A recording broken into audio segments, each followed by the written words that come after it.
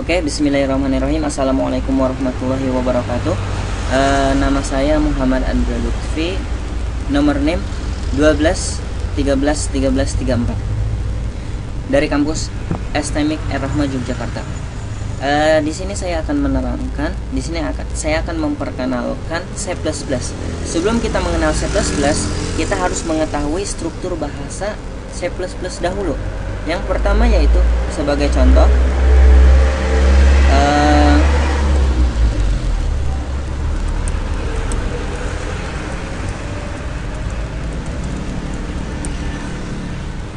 stream include stream.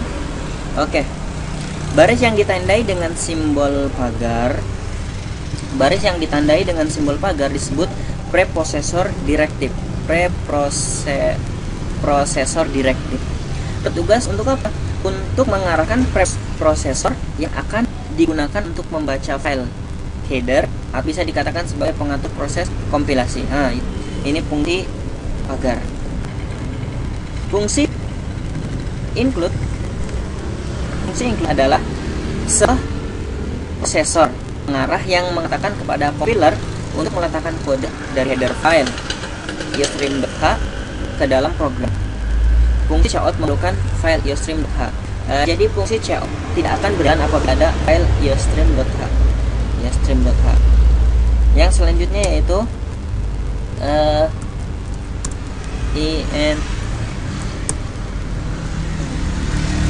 Oke. Baris ini main merupakan fungsi utama dari suatu program, yang berarti pada kode yang terdapat di dalam fungsi main inilah yang akan dieksekusi. Fungsi tanda ini kurung buka kurung tutup digunakan untuk mengapit argumen fungsi, yaitu nilai yang akan dilewatkan ke fungsi. Nah, selanjutnya yaitu ada fungsi kurung kurawal. Fungsi kurung kurawal buka ini pada fungsi main menyatakan awal eksekusi program. Adapun kurung kurawal tutup ini pada fungsi main menyatakan akhir eksekusi program. Jadi semua fungsi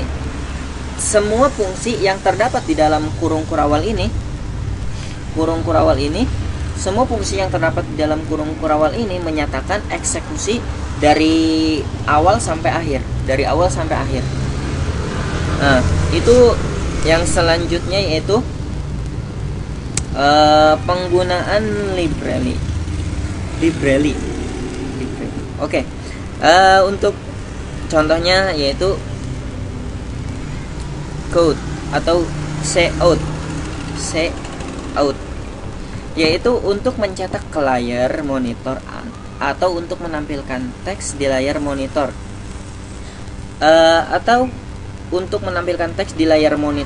dan fungsi dikelompokkan menurut jenis dan sifatnya dan disimpan di dalam sebuah file yang berekstensi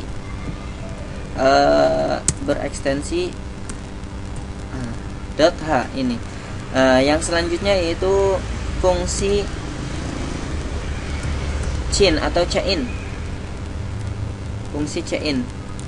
Nah, ini yaitu merupakan sebuah objek di dalam chain ini merupakan sebuah objek di dalam C++ digunakan untuk memasukkan suatu data. Jadi perbedaan cout dengan chain ini adalah apabila cout untuk menampilkan suatu data di layar, sedangkan chain untuk memasukkan suatu data. Yang selanjutnya adapun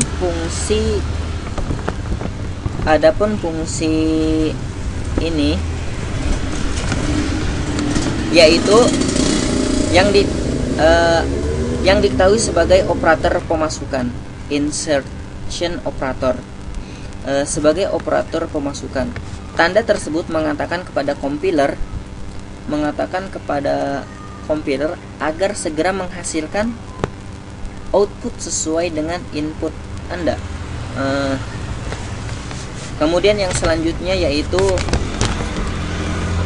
fungsi get.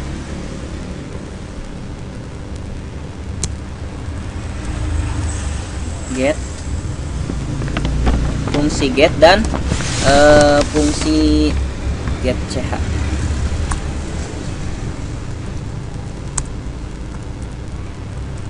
Get, oke. Yaitu suatu fungsi ini adalah suatu fungsi yang saat kita menginputkan sebuah karakter maka akan ada penekanan enter secara otomatis, penekanan enter secara otomatis, dan pindah ke baris selanjutnya. Fungsi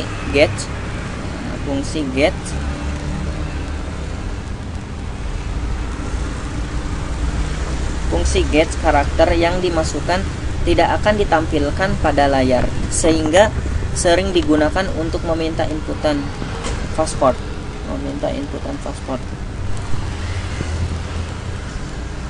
Fungsi get yang ini, karakter yang dimasukkan akan ditampilkan pada layar. Yang selanjutnya yaitu library iostream.h. Apa itu? Standar input atau output stream library. Elemen iostream. Di sini ada elemen iostream library. Yang pertama yaitu classes. Contohnya ios, istream, ostream, iostream, ifstream, offstream, fstream, isstream, dan sebagainya. Yang kedua itu objek. Contohnya chain atau chout atau chair atau cloud dan sebagainya. Yang ketiga itu tips, fos, stream off, stream post, stream size dan sebagainya. Yang selanjutnya yaitu manipulator. Contohnya dec, endl, endes, fixed, loss, hex. Saya akan mengambil contoh dari manipulator, yaitu endl. Endl ini merupakan suatu fungsi manipulator yang digunakan untuk menyisipkan karakter new line atau mengatur pindah baris. Fungsi ini sangat berguna untuk piranti keluaran berupa file di disk. Itu. Contohnya itu. Yang selanjutnya yaitu pengenalan variabel. Contoh X, Y, Z, dan seterusnya.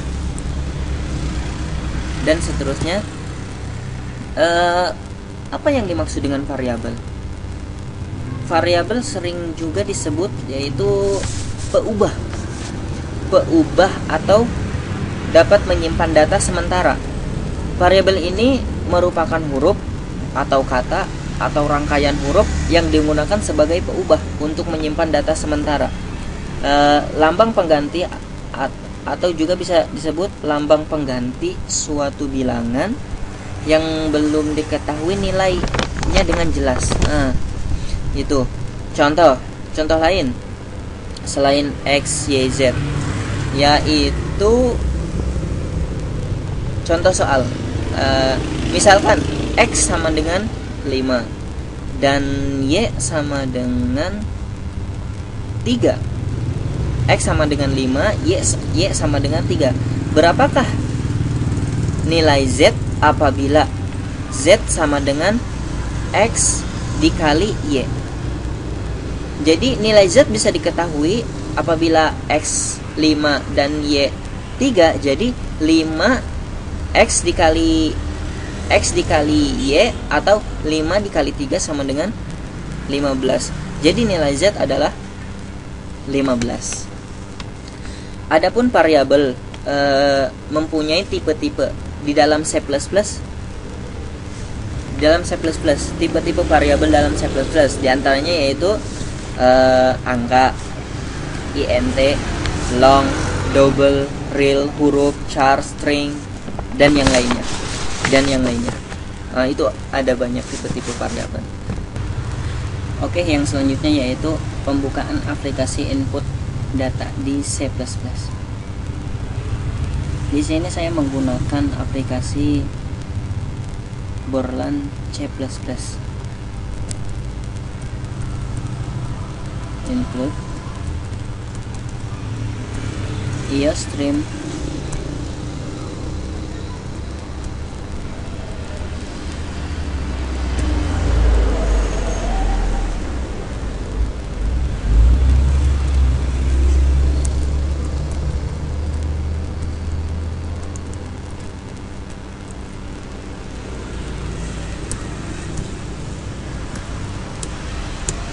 Oke.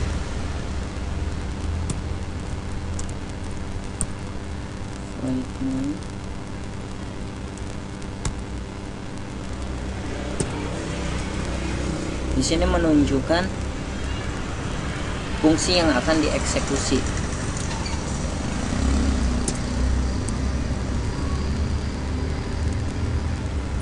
X Z.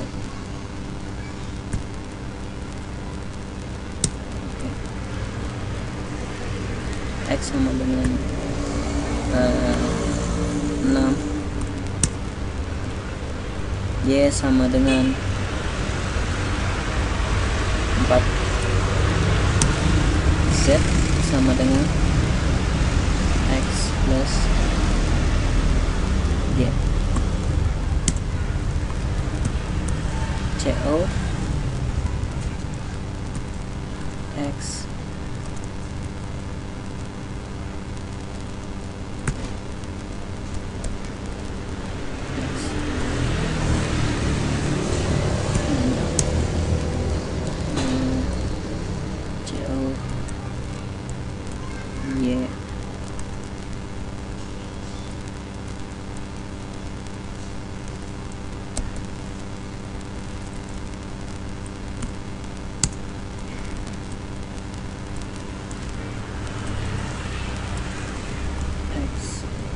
plus Y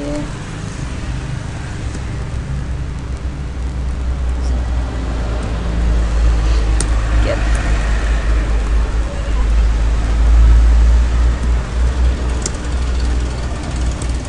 Ini adalah akhir dari eksekusi. Ini adalah contoh dari fungsi cout yang akan menampilkan hasil di layar monitor.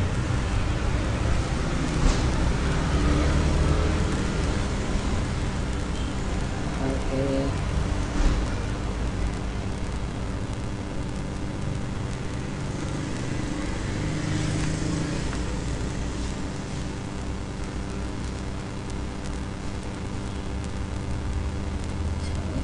X sama dengan 6 dan Y sama dengan 4. X plus Y sama dengan 10. Nah, ini adalah contoh dari fungsi cout yang menampilkan data pada layar monitor Anda.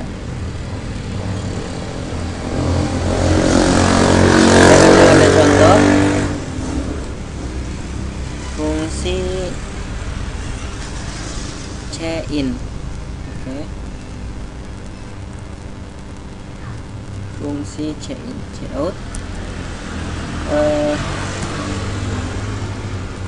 X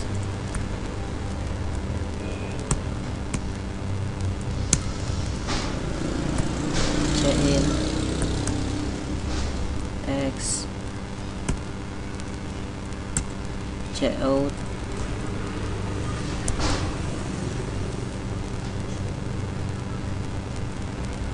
Y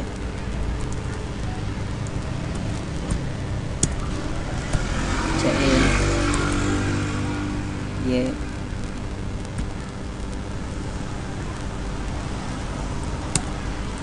Z sama dengan X plus Y. Oke. Jadi Cout yaitu hasil dari X plus Y, Z yaitu hasil dari X plus Y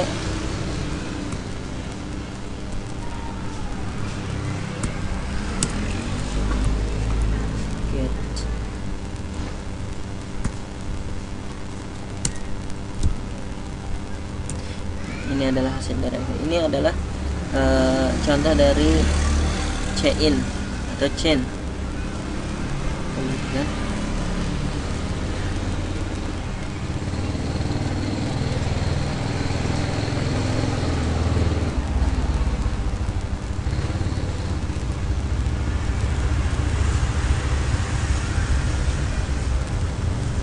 kita tunggu hasilnya.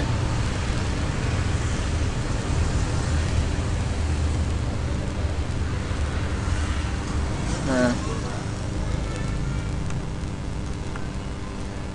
contohnya X sama dengan 6 dan Y sama dengan 4. Hasilnya adalah 10. Hasilnya 10. Fungsi chain ini berbeda dengan Cout. Apabila Cout langsung menampilkan hasil pada layar monitor, apabila chain ini dimasukkan secara manual. Nah,